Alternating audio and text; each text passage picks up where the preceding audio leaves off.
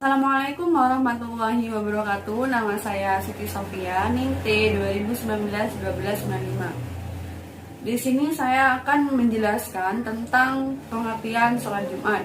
Sholat Jumat adalah aktivitas ibadah sholat wajib yang dilaksanakan secara berjamaah, baik lelaki muslim setiap hari Jumat yang menggantikan sholat zuhur.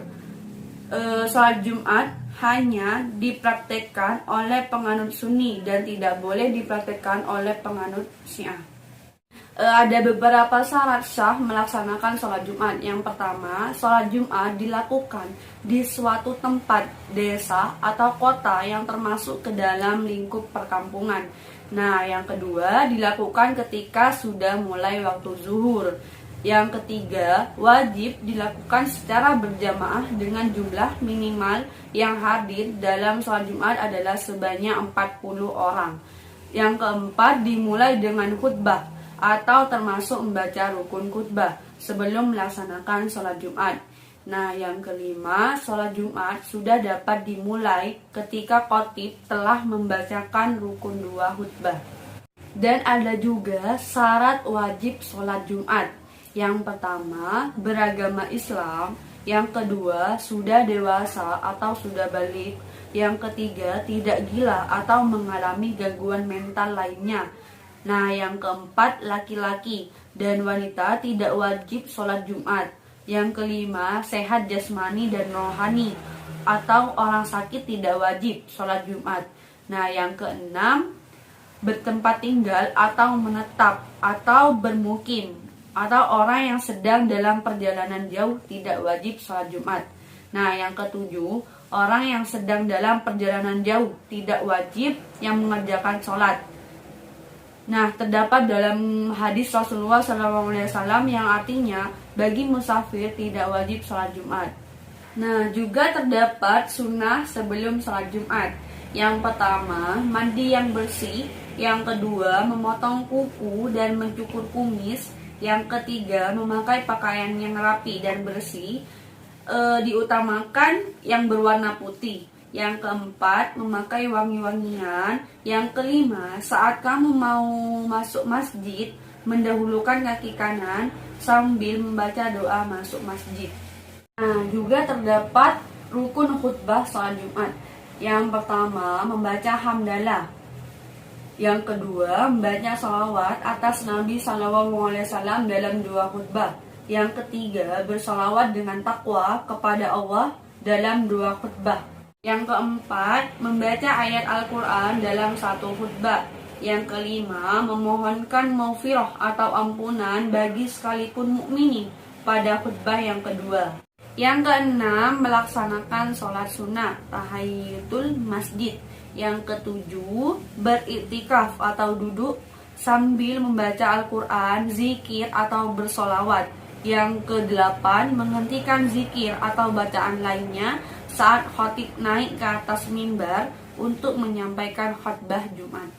Nah, adapun hukum mengerjakan sholat Jumat adalah wajib bagi setiap laki-laki muslim, di mana hal tersebut sudah tercantum dalam surah Al-Jumu'ah ayat 9 yang artinya, hai orang-orang yang beriman, apabila kamu diseru untuk menunaikan sholat Jumat, maka bergeralah kamu kepada mengingat Allah dan tinggalkanlah jual beli, yang demikian itu lebih baik bagimu jika kamu mengetahui. Quran surah Al-Jumu'ah ayat 9. Nah, juga terdapat tata cara sholat Jumat.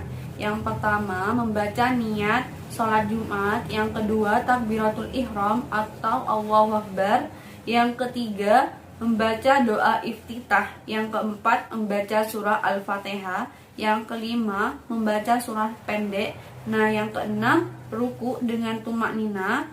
Yang ketujuh, i'tidal dengan tumak nina. Yang kedelapan, sujud dengan tumak nina. Yang kesembilan, duduk di antara 2 sujud dengan tumak nina. Yang ke-10, sujud kedua dengan tumak nina. Yang 11, berdiri lagi menunaikan rakaat yang kedua. Yang ke-12, membaca surah Al-Fatihah. Ke-13, membaca surah pendek. Yang ke-14, rukun dengan tumak nina. Yang ke-15 i'tidal dengan tumak nina. Yang ke-16 sujud dengan tumak nina. Yang ke-17 duduk di antara dua sujud dengan tumak nina. Yang ke-18 sujud kedua dengan tumak nina. Yang ke-19 tasyahud akhir dengan tumak nina. Dan yang terakhir membaca salam, menengok ke kanan dan ke kiri hingga wajah samping nampak di belakang. Keutamaan sholat Jumat yaitu yang pertama menghapus dosa. Hari Jumat adalah hari di mana Allah menyempurnakan Islam dan mencukupkan nikmat. Hal ini sesuai dengan surah Al-Maidah ayat 3 yang artinya, pada hari ini telah kusempurnakan untuk kamu agamamu dan telah kuciptakan kepadamu nikmatku dan telah kuridhoi Islam itu jadi agama bagimu. Quran surah Al-Maidah ayat 3. Yang kedua, mendapat pahala yang besar. Barang siapa mandi pada hari Jumat sebagaimana mandi janabah lalu berangkat menuju masjid, maka dia seolah berkurban dengan seekor unta. Barang siapa yang datang pada kesempatan atau waktu kedua, maka dia seolah berkurban dengan seekor sapi. Dan barang siapa yang datang pada kesempatan atau waktu ketiga, maka dia seolah berkurban dengan seekor kambing yang bertanduk. Dan barang siapa yang datang pada kesempatan atau waktu keempat, maka dia seolah berkurban dengan seekor ayam. Dan barang siapa yang datang pada kesempurnaan atau waktu kelima, maka dia seolah berkurban dengan sebutir telur. Dan apabila imam sudah keluar untuk memberi khutbah, maka para malaikat hadir mendengarkan zikir atau khutbah tersebut. Hadis riwayat Bukhari dan Muslim. Begitu penjelasan dari sholat Jumat, dan saya sudah menjelaskan keutamaan sholat Jumat. Kurang lebihnya saya mohon maaf. Wabillahi taufiq wal hidayah. Wassalamualaikum warahmatullahi wabarakatuh.